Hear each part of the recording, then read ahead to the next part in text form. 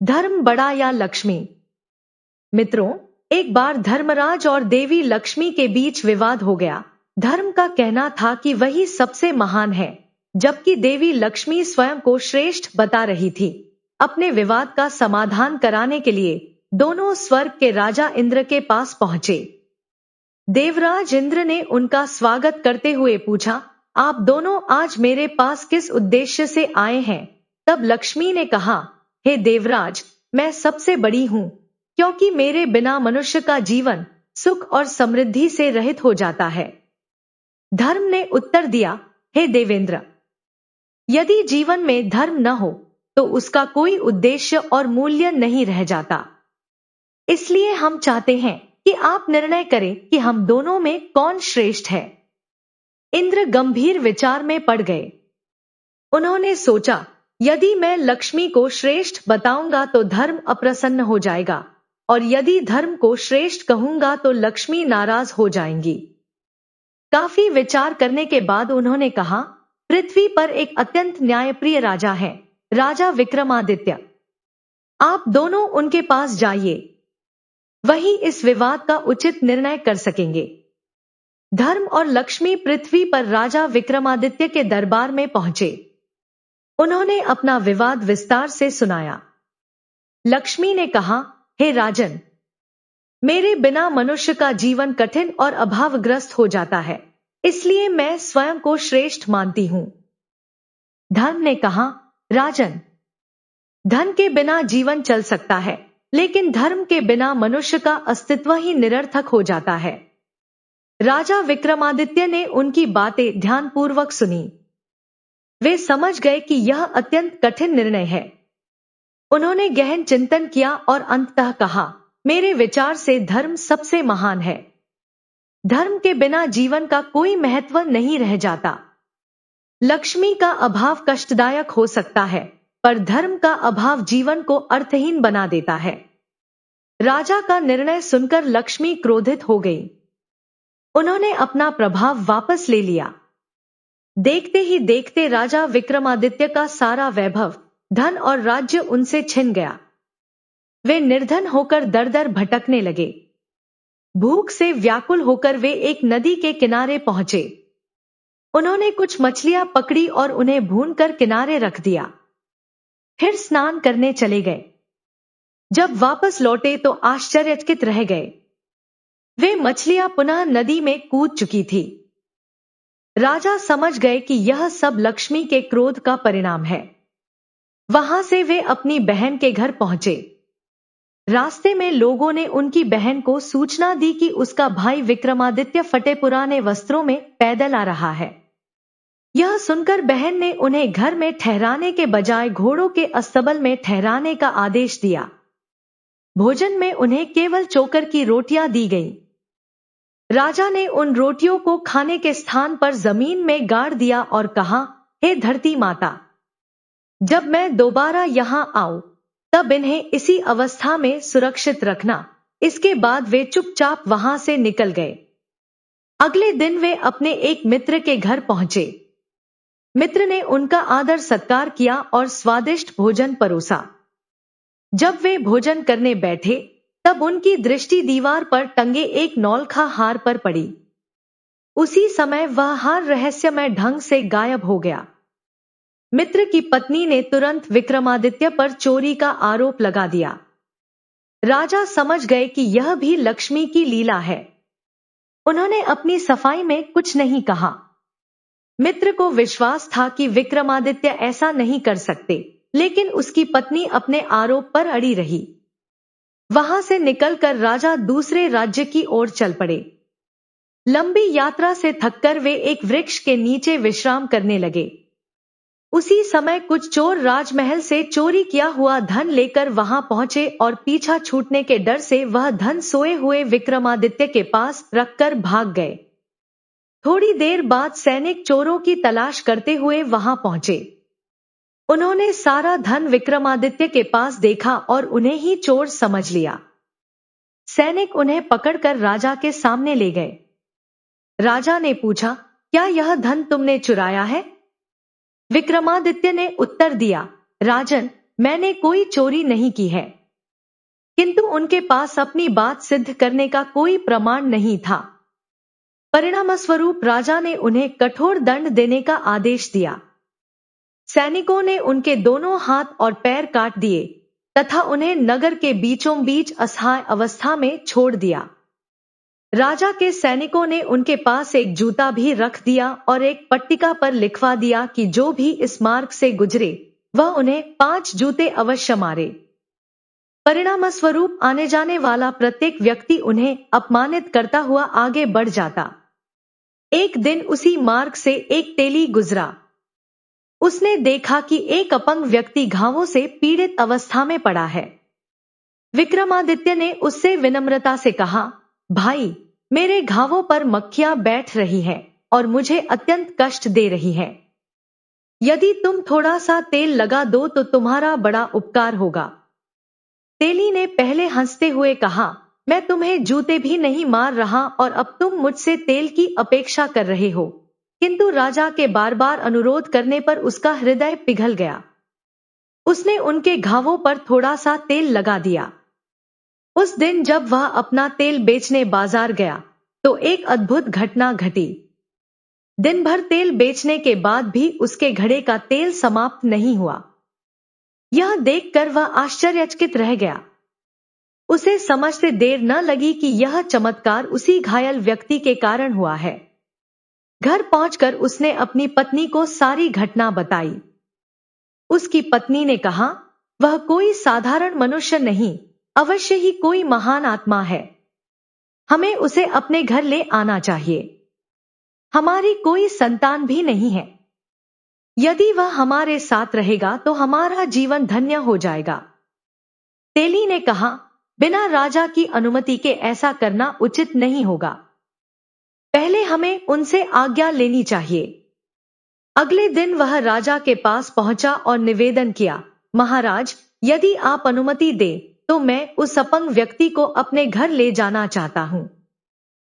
हमारी कोई संतान नहीं और हम उसकी सेवा करना चाहते हैं। राजा ने कुछ देर विचार किया और कहा, वह हमारे किसी काम का नहीं है। यदि तुम चाहो तो उसे अपने साथ ले जा सकते हो। अनुमति मिलते ही तेली विक्रमादित्य को अपने घर ले आया। उनके घर आते ही मानो सौभाग्य का आगमन हो गया। व्यापार बढ़ने लगा और घर में सुख समृद्धि आने लगी। जितनी श्रद्धा से वे उनकी सेवा करते उतनी ही उन्नति होती जाती। उधर उस राज्य की राजकुमारी अत्यंत विदुषी और कलाओं में निपुण थी। वह प्रतिदिन संध्या समय दीपक राग गाकर महल और नगर के दीपकों को प्रज्वलित करती थी।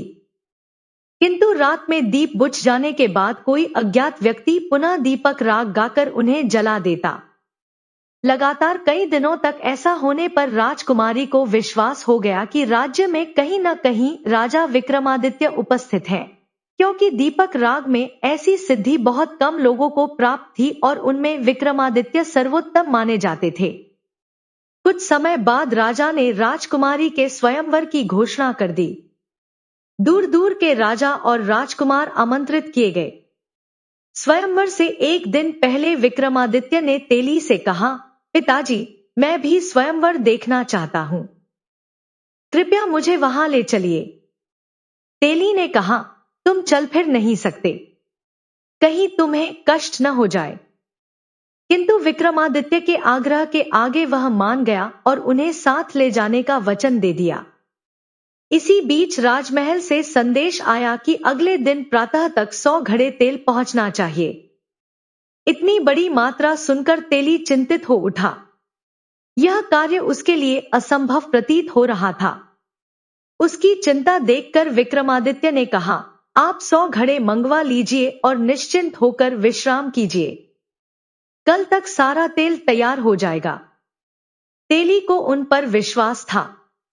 उसने आवश्यक घड़े मंगवा लिए। रात को विक्रमादित्य ने उसे और उसकी पत्नी को आराम करने के लिए कहा। दोनों आश्चर्य में थे कि बिना हाथ पैर के यह कार्य कैसे होगा, पर उन्होंने उन पर भरोसा किया। प्रातःकाल जब लोगों ने देखा कि 100 घड़े तेल तैयार हैं, तो सभी विस्मित रह गए। अब तेली और उसकी पत्नी को पूर्ण विश्वास हो गया कि उनका अतिथि कोई साधारण मनुष्य नहीं है। स्वयंवर के दिन उन्होंने विक्रमादित्य को स्नान कराकर स्वच्छ वस्त्र पहनाए और सभा में एक और सम्मानपूर्वक बैठा दिया। जब सभी राजा और राजकुमार उपस्थित हो गए, तब राजकुमारी हाथ में वरमाला लेकर सभा में आई। उसने प्रत्येक राजकुमार को ध्यान से देखा, पर उसका मन किसी पर नहीं ठहरा। तभी उसकी दृष्टि दूर बैठे विक्रमादित्य पर पड़ी। यद्यपि वे अपंग अवस्था में थे, फिर भी उनके मुखमंडल का तेज असाधारण था। राजकुमारी तुरंत समझ गई कि यही राजा विक्रमादित्य हैं। वह सीधे उनके पास पहुंची और उनके गले में वरमाला डाल दी। सभा में उपस्थित सभी लोग स्तब्ध रह गए। किसी को विश्वास नहीं हुआ कि राजकुमारी ने एक अपंग व्यक्ति को अपना वर चुना है। राज परिवार ने सोचा कि शायद राजकुमारी अस्वस्थ है। उन्होंने उसे विश्राम कराया, जल पिलाया और पुनः वरमाला देकर भेजा। लेकिन दूसरी बार भी राजकुमारी ने बिना किसी संकोच के वही माला विक्रमादित्य के गले में डाल दी। सभा में उपस्थित लोग समझ नहीं पा रहे थे कि इतनी सुंदर और गुणवान राजकुमारी एक अपंग व्यक्ति को अपना वर क्यों चुन रही है। लोगों के आग्रह पर राजकुमारी को तीसरी बार भी वरमाला दी गई ताकि वह पुनः विचार कर सके, किंतु इस बार भी उसने बिना किसी हिचकिचाहट के विक्रमादित्य के गले में ही माला डाल दी। राजकुमारी के इस निर्णय से उपस्थित राजा और राजकुमार अत्यंत क्रोधित हो गए। उन्होंने राजकुमारी के पिता से कहा, यदि आपकी पुत्री को एक अपंग व्यक्ति से ही विवाह करना था, तो हमें यहाँ आमंत्रित करने की क्या आवश्यकता थी। राजा स्वयं भी इस स्थिति से अत्यंत लज्जित थे, परंतु स्वयंवर की मर्यादा का पालन करना आवश्यक था। इसलिए उन्होंने राजकुमारी का विवाह उसी अपंग व्यक्ति के साथ संपन्न कर दिया और उसे विदा कर दिया। विवाह के बाद राजकुमारी विक्रमादित्य के साथ तेली के घर रहने लगी। तेली और उसकी पत्नी को चिंता थी कि राजमहल में पली-बड़ी राजकुमारी साधारण जीवन कैसे व्यतीत करेगी, लेकिन राजकुमारी ने शीघ्र ही सबका मन जीत लिया। वह बिना किसी शिकायत के परिवार के साथ घुल मिल गई। एक दिन विक्रमादित्य ने राजकुमारी से कहा, मेरा हिरण का मांस खाने का मन है। यदि संभव हो तो अपने भाइयों से ताजा शिकार मंगवा लाओ। राजकुमारी किसी से कुछ मांगना नहीं चाहती थी, लेकिन पति की इच्छा का सम्मान करते हुए वह अपने भाइयों के महल पहुंच गई। जब उसकी भाभियों ने आने का कारण पूछा तो उसने अपनी इच्छा बताकर हिरण के मांस की मांग की। यह सुनकर भाभियां व्यंग्य करने लगी। उन्होंने कहा, यदि शिकार और वैभव का इतना ही शौक था तो किसी योग्य राजकुमार को पति चुन लेती। राजकुमारी ने उनकी कटु बातें सह ली और बिना उत्तर दिए लौट आई। उसने पूरी घटना विक्रमादित्य को बता दी। कुछ देर सोचने के बाद विक्रमादित्य बोले, कोई बात नहीं, तुम उनसे मेरा घोड़ा और मेरी तलवार मांग लाओ। जब राजकुमारी जाने लगी तो विक्रमादित्य ने उसे एक रुमाल देते हुए कहा, यदि घोड़ा या तलवार तुम्हारे वश में न आए तो यह रुमाल उन्हें दिखा देना। राजकुमारी पुनः महल पहुंची। इस बार भी भाभियों ने उसका उपहास किया। उसने शांत स्वर में कहा कि वह घोड़ा और तलवार लेने आई है। विक्रमादित्य का घोड़ा अत्यंत उग्र था और तलवार भी किसी के हाथ नहीं आती थी। भाभियों ने सोचा कि इस प्रयास में राजकुमारी स्वयं ही संकट में पड़ जाएगी, इसलिए उन्होंने बिना विरोध किए दोनों वस्तुएं उसे सौंपने की अनुमति दे दी। जैसे ही राजकुमारी घोड़े और तलवार के निकट पहुंची, घोड़ा उछलने लगा और तलवार मानो जीवित होकर उसकी ओर बढ़ी। उसी क्षण उसे विक्रमादित्य का रुमाल याद आया। उसने तुरंत रुमाल निकालकर उनके सामने कर दिया। रुमाल देखते ही दोनों शांत हो गए। राजकुमारी ने सहजता से तलवार उठा ली और घोड़े की लगाम पकड़कर उन्हें अपने साथ ले आई। संध्या के समय विक्रमादित्य ने कहा, मुझे घोड़े पर बैठा दो, आज मैं शिकार पर जाऊंगा। राजकुमारी ने आश्चर्य से कहा, आप इस अवस्था में घुड़सवारी कैसे करेंगे? किंतु उनके आग्रह पर उसने तेली की सहायता से उन्हें घोड़े पर बैठा दिया। जैसे ही वह बैठाए गए, उनका शरीर असंतुलित होने लगा और वे गिरते प्रतीत हुए। यह देखकर राजकुमारी की आंखें भर आईं। उसने अपने आंसू छिपाने के लिए मुख दूसरी ओर फेर लिया। उसी समय उसे लगा मानो कोई अदृश्य शक्ति घोड़े की लगाम अपने हाथ में ले रही हो।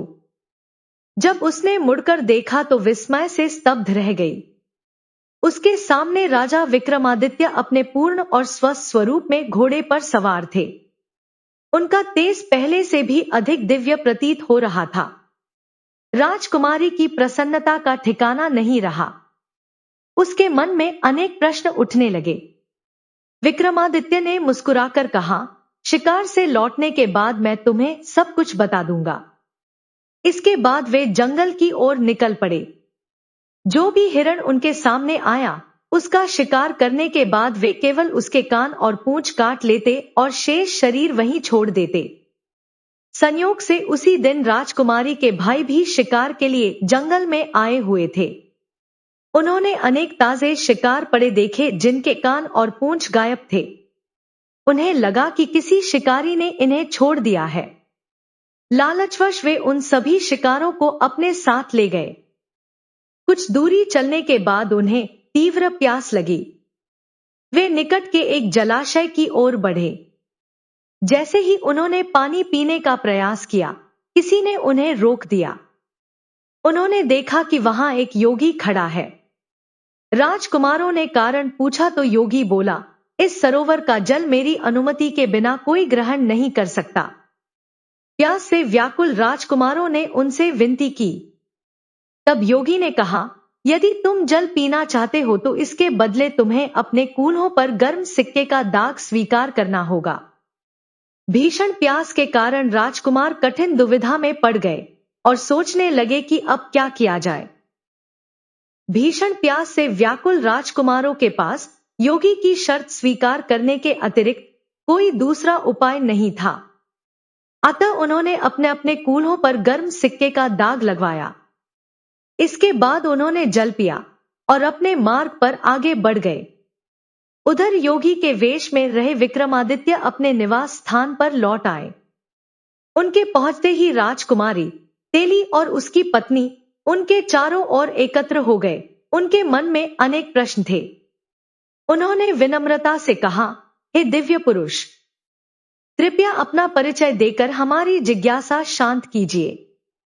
विक्रमादित्य को लगा कि अब सत्य छिपाने का समय नहीं रहा। उन्होंने कहा, हे धर्म पिता और धर्म माता, मैं उज्जैनी का राजा विक्रमादित्य हूं। इसके बाद उन्होंने अपनी पूरी कथा संक्षेप में उन्हें सुना दी। यह जानकर तेली और उसकी पत्नी भावुक हो उठे। वे उनके चरणों में गिर पड़े और अनजाने में हुई भूलों के लिए क्षमा मांगने लगे। विक्रमादित्य ने उन्हें उठाते हुए कहा, आप लोगों ने मेरे साथ वैसा व्यवहार किया है जैसा अपने सगे भी नहीं कर पाए। इसलिए आपके प्रति मेरे मन में केवल सम्मान है। अगले दिन प्रातःकाल उन्होंने राजकुमारी से कहा, तुम एक बार फिर अपने भाइयों के महल जाओ और उनसे शिकार मांगो। यदि वे देने में आनाकानी करें तो केवल शिकार दिखाने के लिए कह देना। जब वे शिकार दिखा दे तब उनसे पूछना कि उन पशुओं के कान और पूंछ कहाँ है। इसके बाद उन्होंने पिछली रात जंगल में घटी पूरी घटना उसे बता दी और एक थैला उसके हाथ में देते हुए कहा, अंत में यह थैला उनके सामने खोल देना और फिर उन्हें मेरे विषय में सब कुछ बता देना। राजकुमारी बिना किसी संकोच के अपने भाइयों के महल पहुंच गई। इस बार भी उसकी भाभियों ने पहले की तरह व्यंग्य किए, लेकिन वह शांत रही।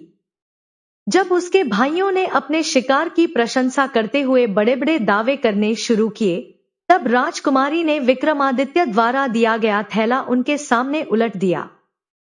थैले से अनेक पशुओं के कान और पूंछ निकलकर भूमि पर बिखर गए। यह दृश्य देखकर सभी स्तब्ध रह गए। भाभियों ने आश्चर्य से पूछा, ये सब कहां से आए? राजकुमारी ने उत्तर दिया, पहले अपने पतियों से पूछिए कि कल जंगल में मिले शिकार वास्तव में किसके थे और उनसे यह भी पूछिए कि सरोवर का जल पीने के बदले उन्हें क्या मूल्य चुकाना पड़ा था। जब भाभियों ने अपने पतियों से प्रश्न किया, तब राजकुमारों ने पिछली रात की पूरी घटना बता दी। अब सबकी उत्सुकता और बढ़ गई। उन्होंने राजकुमारी से पूछा कि उसके पास ये कान और पूंछ कैसे पहुंचे। राजकुमारी ने शांत स्वर में कहा, जिस योगी से आप लोग मिले थे वे कोई और नहीं बल्कि मेरे पति थे। यह सुनकर सभी चकित रह गए। राजकुमारों ने अविश्वास से कहा, यह कैसे संभव है? एक अपंग व्यक्ति ऐसा कैसे कर सकता है? तब राजकुमारी ने सत्य प्रकट करते हुए कहा, जिन्हें आप अपंग समझते हैं वे कोई साधारण मनुष्य नहीं बल्कि महान सम्राट विक्रमादित्य हैं। विक्रमादित्य का नाम सुनते ही पूरे महल में हलचल मच गई। जब यह समाचार राजा तक पहुंचा तो वे भी चिंतित हो उठे, क्योंकि उन्हीं के आदेश पर विक्रमादित्य को दंड दिया गया था। राजा, राजकुमार और मंत्रीगण तुरंत तेली के घर पहुंचे। वहां पहुंचकर वे सभी विक्रमादित्य के चरणों में गिर पड़े और क्षमा याचना करने लगे। विक्रमादित्य ने उन्हें उठाते हुए कहा, आप लोग व्यर्थ ही दुखी हो रहे हैं। यह मेरे धर्म की परीक्षा थी। उसी प्रभाव से आपकी बुद्धि भ्रमित हो गई थी। इसलिए मैं आप में से किसी से भी रुष्ट नहीं हूं। उनकी उदारता देखकर सबके हृदय प्रसन्न हो उठे। राजा उन्हें सम्मानपूर्वक महल ले गया और उनकी भरपूर सेवा सत्कार की गई। कुछ दिनों तक वहां रहने के बाद विक्रमादित्य ने विदा लेने की इच्छा प्रकट की। राजा ने उन्हें बहुमूल्य उपहार, धन संपत्ति और सैनिकों के साथ सम्मानपूर्वक विदा किया। यात्रा आरंभ होने पर सैनिकों ने पूछा, महाराज, अब हमें किस दिशा में जाना है? विक्रमादित्य ने उत्तर दिया, हम पहले मेरी बहन के नगर चलेंगे। उधर उनकी बहन को भी गुप्तचरों द्वारा समाचार मिल चुका था कि विक्रमादित्य अपने लावलश्कर के साथ आने वाले हैं। उसने तुरंत उनके वर्तमान वैभव और स्थिति की जानकारी मंगवाई। जब उसे पता चला कि उसका भाई सम्मान और समृद्धि के साथ लौट रहा है, तब उसने नगर के अधिकारियों को भव्य स्वागत की तैयारियां करने का आदेश दिया। साथ ही उनके ठहरने के लिए विशेष महल भी सजवाया। विक्रमादित्य के नगर पहुंचने पर उनका अत्यंत आदर सम्मान किया गया। बहन स्वयं स्वादिष्ट व्यंजन लेकर उनका स्वागत करने आई, किंतु विक्रमादित्य ने भोजन ग्रहण करने से इनकार कर दिया। वे अपनी बहन को साथ लेकर गौशाला की ओर गए। वहां एक स्थान पर भूमि खोदी और उसमें से वे सूखी रोटियां निकाल ली, जिन्हें उनकी निर्धन अवस्था में बहन ने उनके लिए भिजवाया था। उन रोटियों को देखकर बहन का सिर लज्जा से झुक गया। उसे अपनी भूल का गहरा पश्चाताप हुआ और वह अपने व्यवहार पर अत्यंत शर्मिंदा हुई। बहन की शर्मिंदगी देखकर विक्रमादित्य ने स्नेहपूर्वक कहा, बहन, मुझे तुम्हारे व्यवहार का कोई दुख नहीं है। परिस्थितियां मनुष्य की परीक्षा लेती हैं, लेकिन संबंधों की मर्यादा हर स्थिति में निभानी चाहिए। बहन ने सिर झुकाकर अपनी भूल स्वीकार कर ली। अगले दिन विक्रमादित्य वहां से विदा हो गए और अपने सेवकों से अपने मित्र के घर चलने को कहा। जब वे अपने मित्र के घर पहुंचे तो मित्र उन्हें स्वस्थ और समृद्ध देखकर अत्यंत प्रसन्न हुआ। उसने कहा, मित्र, तुम्हें इस अवस्था में देखकर मेरा हृदय आनंद से भर गया है। यह जानकर बहुत खुशी हुई कि तुम्हारी विपत्तियां समाप्त हो गई। आज तुम मेरे अतिथि बनो और मेरा आतिथ्य स्वीकार करो। विक्रमादित्य ने मुस्कुराकर उसकी बात स्वीकार कर ली। मित्र उन्हें अपने विशेष कक्ष में ले गया। दोनों ने देर तक पुराने दिनों की स्मृतियों पर चर्चा की। रात्रि भोजन के समय विक्रमादित्य को उसी स्थान पर बैठाया गया जहां कभी नौलखाहार रहस्यमय ढंग से गायब हुआ था। जैसे ही उन्होंने भोजन करना आरंभ किया, एक अद्भुत घटना घटने लगी। जिस खूंटी पर हार गायब हुआ था, वहीं से धीरे धीरे हार बाहर आने लगा। भोजन समाप्त होते होते रानी का नौलखा हार फिर से उसी खूंटी पर लटका दिखाई देने लगा। जब मित्र की दृष्टि उस ओर गई तो वह आश्चर्यचकित रह गया। उसने तुरंत अपनी पत्नी को बुलाया और कहा, देखो, यही वह हार है जिसके चोरी होने का आरोप तुमने मेरे मित्र विक्रमादित्य पर लगाया था। मैंने उसी समय कहा था कि ऐसा कार्य वे कभी नहीं कर सकते। जो व्यक्ति सदैव दूसरों के दुख दूर करता है, वह एक हार के लिए अपनी प्रतिष्ठा क्यों खोएगा? यह सुनकर मित्र की पत्नी अत्यंत लज्जित हुई। वह हाथ जोड़कर विक्रमादित्य के सामने खड़ी हो गई और बोली, महाराज, उस समय मेरी बुद्धि भ्रमित हो गई थी। मैंने बिना सत्य जाने आप पर आरोप लगा दिया। कृपया मुझे क्षमा कर दीजिए। विक्रमादित्य ने शांत स्वर में कहा, आपको अपराध बोध रखने की आवश्यकता नहीं है। वह मेरे जीवन की परीक्षा का समय था। जब लक्ष्मी मुझसे रुष्ट थी, तब ऐसी अनेक घटनाएं घटीं। इसके बाद उन्होंने अपने साथ घटी पूरी कथा विस्तार से उन्हें सुनाई। सबने उनकी धैर्यशीलता और धर्मनिष्ठा की सराहना की। अगले दिन विक्रमादित्य अपने राज्य के लिए रवाना हो गए। जब वे अपने राज्य की सीमा पर पहुंचे तो नगर के मुख्य द्वार पर स्वयं लक्ष्मी उनका इंतजार कर रही थी। लक्ष्मी ने कहा, हे राजन, तुम अपने निर्णय में सही थे और मैं गलत थी। क्रोध में आकर मैंने तुम्हें अनेक कष्ट दिए, जिसके लिए मुझे खेद है। क्या पुत्र अपनी माता को क्षमा नहीं करेगा? यह सुनते ही विक्रमादित्य तुरंत उनके चरणों में झुक गए और बोले, हे मातेश्वरी, ऐसा न कहें। आपकी परीक्षा ने मुझे और अधिक धैर्यवान, विनम्र और दृढ़ बनाया है। मैं आपके प्रति कृतज्ञ हूं। विक्रमादित्य की विनम्रता और धर्म के प्रति उनकी अटूट निष्ठा देखकर देवी लक्ष्मी अत्यंत प्रसन्न हुईं। उन्होंने आशीर्वाद देते हुए कहा, हे विक्रमादित्य, जब तक संसार में तुम्हारा नाम लिया जाएगा, तब तक लोग तुम्हारी धर्मपरायणता, न्यायप्रियता और आदर्श चरित्र को स्मरण करते रहेंगे। तुम्हारे राज्य में सदैव सुख, समृद्धि और यश बना रहेगा। लक्ष्मी के आशीर्वाद से विक्रमादित्य का राज्य पुनः वैभव और खुशियों से भर गया। उन्होंने जीवन भर धर्म के मार्ग पर चलकर प्रजा का कल्याण किया और एक आदर्श राजा के रूप में अमर हो गए। यह कथा हमें सिखाती है कि धन और वैभव का महत्व अवश्य है, लेकिन धर्म और सदाचार के बिना उनका कोई मूल्य नहीं। कठिन से कठिन परिस्थितियों में भी जो व्यक्ति धर्म का साथ नहीं छोड़ता, अंततः विजय उसी की होती है। मित्रों, कहानी कैसी लगी? कमेंट करके हमें जरूर बताएं। यदि आपको यह कहानी पसंद आई हो तो वीडियो को लाइक करें, अपने मित्रों और परिवारजनों के साथ शेयर करें और हमारे चैनल को सब्सक्राइब करना ना भूलें। आपके प्यार और सहयोग के लिए हृदय से धन्यवाद।